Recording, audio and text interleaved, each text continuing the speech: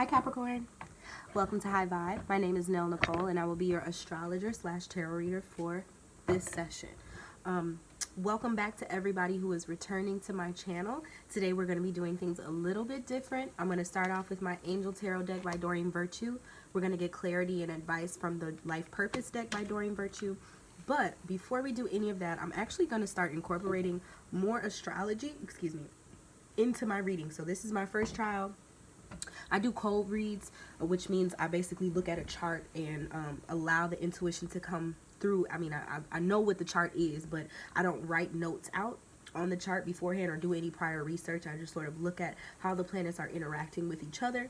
And I'm going to give you guys a little bit of that today. My goal is to keep this reading under 15 minutes. So without further ado, let's go ahead and get started. Actually, no, before we go get started, if you would like a personal reading with me, all you have to do is go to nellnicole.com. You can click on book a session, that tab that says book a session, and look at all the readings that I have available. There's one column for astrology readings and one column for tarot, okay? So with that being said, let's go ahead and get started, Capricorn. I'm going to shuffle these cards and let me find your house. Okay, first house, there's a lot. Now this reading is going to be more potent for those with Capricorn rising, but it's also going to apply for people with Capricorn sun and moon, okay?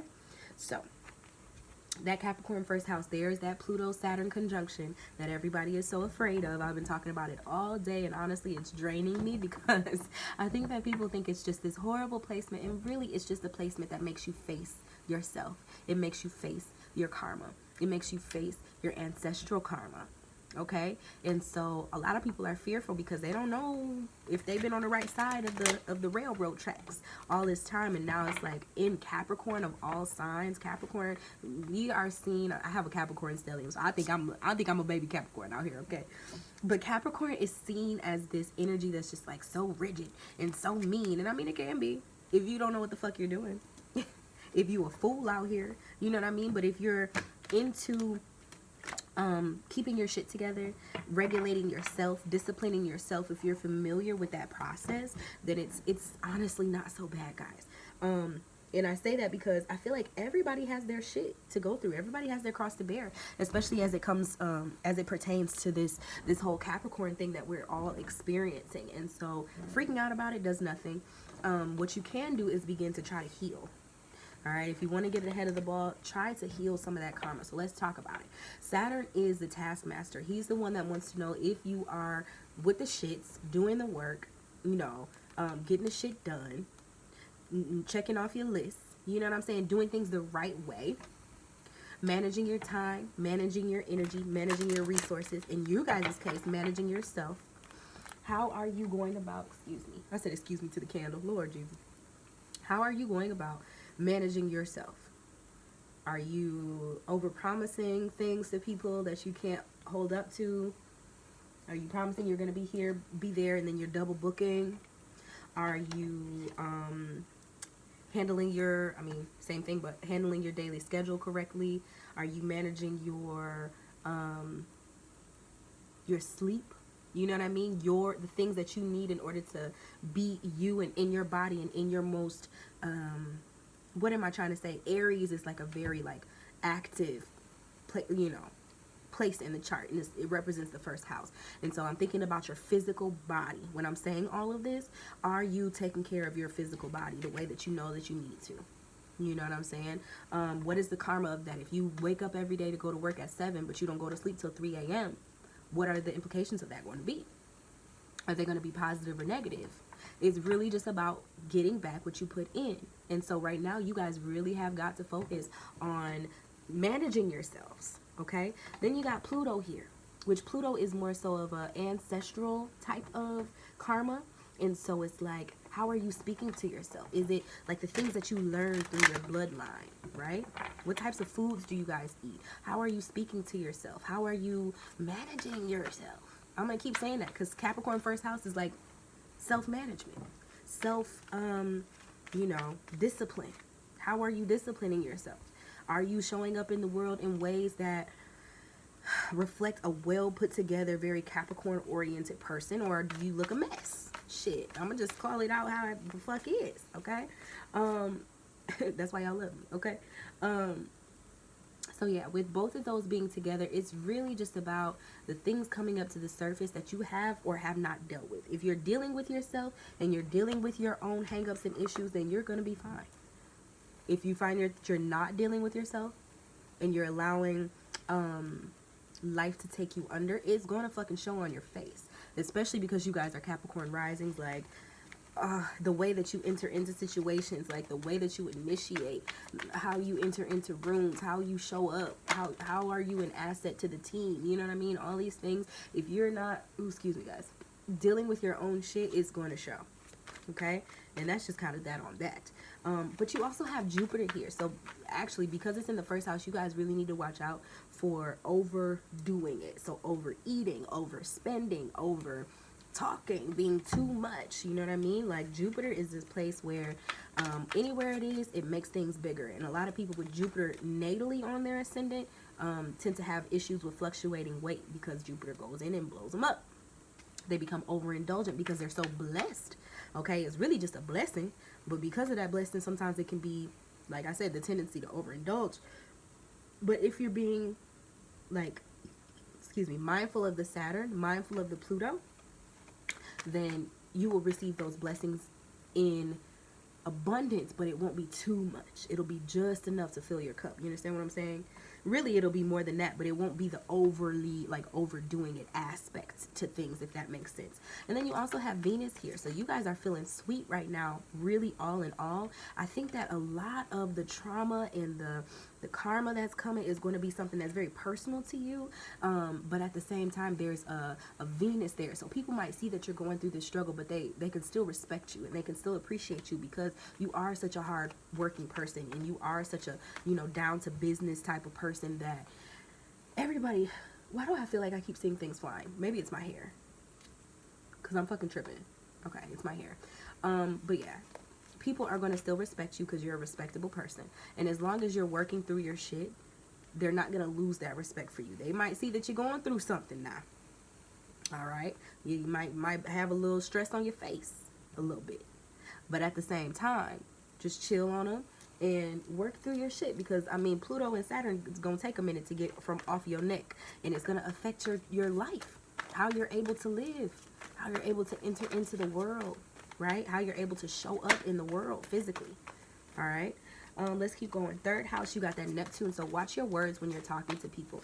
Double check, triple check, quadruple check those messages. Make sure that you're not coming off sounding like you don't know what the hell you're talking about, because Pluto, not Pluto, Neptune in Pisces can be very misleading, almost like an energy, not even misleading, but misunderstood. Okay, the type of energy that's very well-meaning and sort of abstract, you know. But if you're trying to get across something that's solid and that's like, okay, here's the dates and here's this and here's that, make sure you're being very, very clear with how you're talking, and also make sure that you're clear on what you're hearing other people say, because in the realm of communication, that's a two-way street, right? And you want to make sure that you're not misunderstanding other people either. In your fourth house of home, you got this Aries here. So you guys are really wanting to go off on your own and be more independent, but there is some sort of hang up there as it pertains to your independence at the moment. You're not necessarily able to tap into that independent spirit the way that you might like. You might have family members that are holding you back at the moment, or just a situation where you can't shake free right now, and it could be affecting you even emotionally today. Today is December 7th that I'm filming this, so, and the moon is there, but the moon will move. So, but like I'm saying, for today, being that it is in Aries, you might be feeling a little bit more frustrated than normal, that you can't shake free. Okay, that's 1, 2, 3, 4, fifth house. You got Taurus in Uranus, so you might be experiencing a little bit of a shakeup as it pertains to your romantic life, okay, which is actually really interesting. And usually your romantic life is really predictable, okay, and you guys might not be having that as a crutch right now, because it might be very unpredictable, and oh my goodness, you might not be able to call it, okay, as it relates to romance. Now, not necessarily relationships, but I would say romance and fun, Like, I don't know if it's the family thing that's going on where maybe you can get out, but you can't plan to get out. You can get out when you can steal a moment type of thing, or your home life is just not allowing you, 1, 2, 3, 4, 5, to have that level of predictability about kids or fun or romance. I just feel like there's going to be a wedge thrown in your plan. It's supposed to be a very predictable space. Usually you don't do much. I feel like Capricorn Ascendant, you don't really have to be too, I mean, and when you do, you do. I mean, because that Taurus, when Taurus goes in to party, they go in. Okay, baby, they gonna have a good time. But at the same time, it's not really their main concern. It's more of like a side thing, unless they're an addictive person, like they have an addictive personality. Then Taurus gets fixed, like is a very fixed addict. Okay, but let's not go there because I hope none of y'all are addicts. Okay, but Uranus being in your 5th house, fun, romance, children will be throwing you for loops. Okay, moving forward. 5th, 6th, 7th, in your 7th house of open enemies and relationships and business partnerships, you got the North Node. You're asked to move towards that. You're being asked to enrich that area of your life, to be more nurturing in that area of your life. So I wouldn't say necessarily open enemies, although it could be that, okay?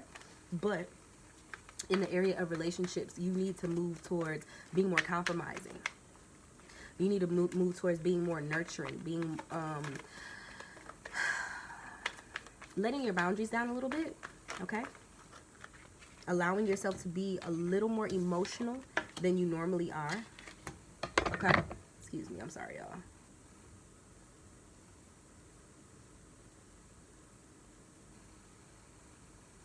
Alright. Let's go ahead and get into your reading. Oh, no. I missed a couple. So that is 1, 2, 3, 4, 5, 6, 7, 8, 9, 10, 11, 12. Okay, so 11th and 12th house is very interesting for you. 11th house in the house of groups, right? Where your gifts are. Excuse me. And where you can be an asset to other people. You have Mars and Mercury there in Scorpio, and so you are an asset to people because you have a very probing mind, all right? And you're able to be that investigative person in the room. I had somebody tell me the other day, I know when you around, I'm good because your head stay on a swivel. That's like, I see everything. I don't let nothing get past me. That's you with that Scorpio, excuse me, 11th house. You are a very perceptive and receptive person where you notice things. You don't always speak on them, but you're going to be moving in these social circles a little bit more and speaking in these social circles a little bit more. And people might be surprised to hear what you have to say because they didn't expect it from you. They didn't know that you were observing so intently, okay? And then your 12th house is where the sun is illuminated right now. And so you might not feel seen as you want. And maybe you don't want to be as seen. Maybe you want to kind of be underneath the shadows a little bit at this moment in time. But anytime, I feel like whenever the seat, like for every sign, right? When the sun is in the sign before yours, it's like the quiet before the storm. And then when it's your season, it's turn up time. You know what I'm saying? So you're just in that moment right now where you're like, okay, I'm getting ready for my season. I'm gearing up, and you're going to let these hoes know what it is and what it ain't, okay? Moving forward. I really hope that this is not affecting how you see yourself, like for real, like your ego, because you got the 9 of air here, which is the self-fulfilling prophecy. And the self-fulfilling prophecy is basically where you expect something negative and then negative things come. Okay, so with my Capricorn ascendants, you guys can tend to be very realistic, which can lend towards being a little bit more cynical, but try to stay away from that. You guys are actually entering into the world right now in a way that's going to be beneficial to everything that's going on in your life, and it's going to allow you to move forward. I think almost everybody has gotten the wheel today. Things are moving. 2020 is moving forward, baby. You better have a plan, you better have an agenda, and you got to stick to it, okay?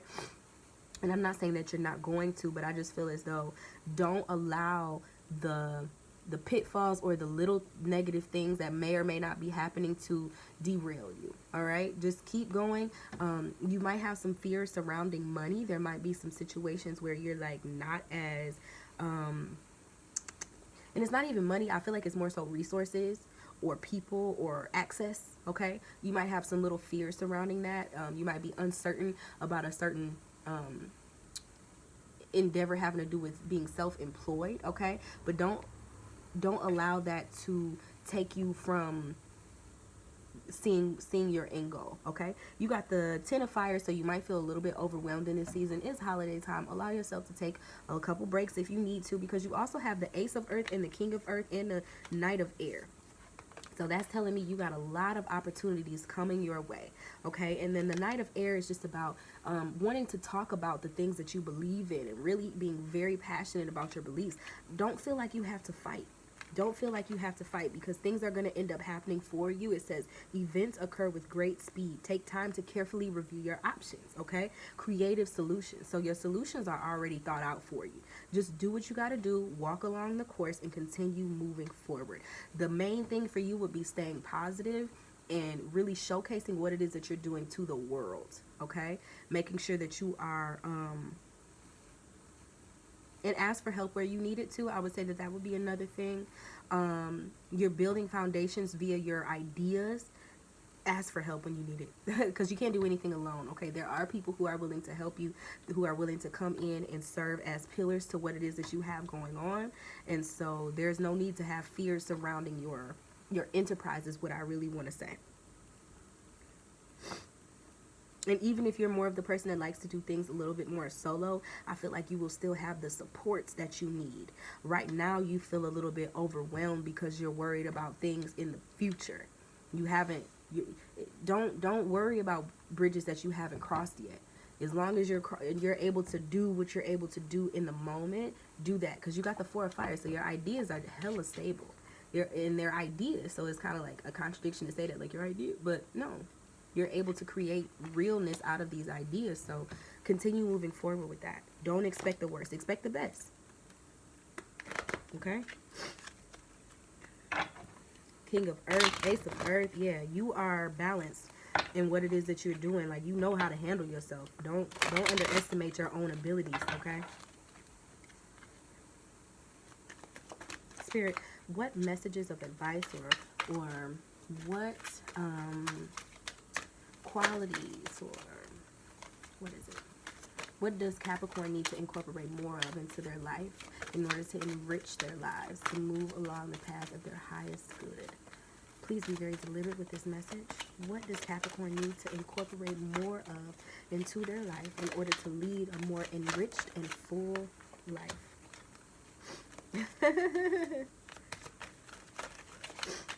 I think that you're a lot more intuitive than you allow yourself to believe.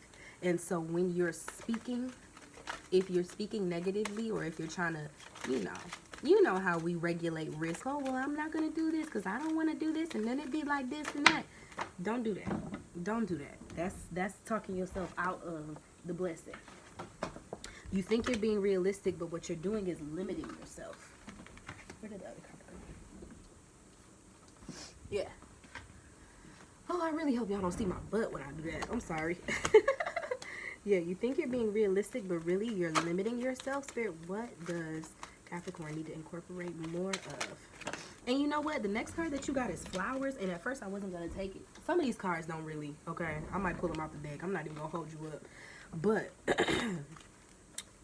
it says flowers. And what I'm thinking is, smell the flowers. I said, what does Capricorn need to incorporate more of into their life in order to walk along the path of their highest good? I think that you need to congratulate yourself a little bit more. I think you need to stop and smell the roses a little bit more. If people say give them their flowers while they can still smell them, I think you need to give yourself some flowers. And then you also got family, which is like, I think you need to incorporate your family into your plans a little bit more and not be so gung-ho about doing everything on your own, or being so secretive, or, these types of things. So, okay, Capricorn, thank you so much for joining me. I hope that this reading resonated with you guys. As always, you can get a reading by going to nellnicole.com. Click on Book a Reading. You'll see Astrology and Tarot there. Pick whichever one. If you have any inquiries, you can always email me. The email will be in the description box below.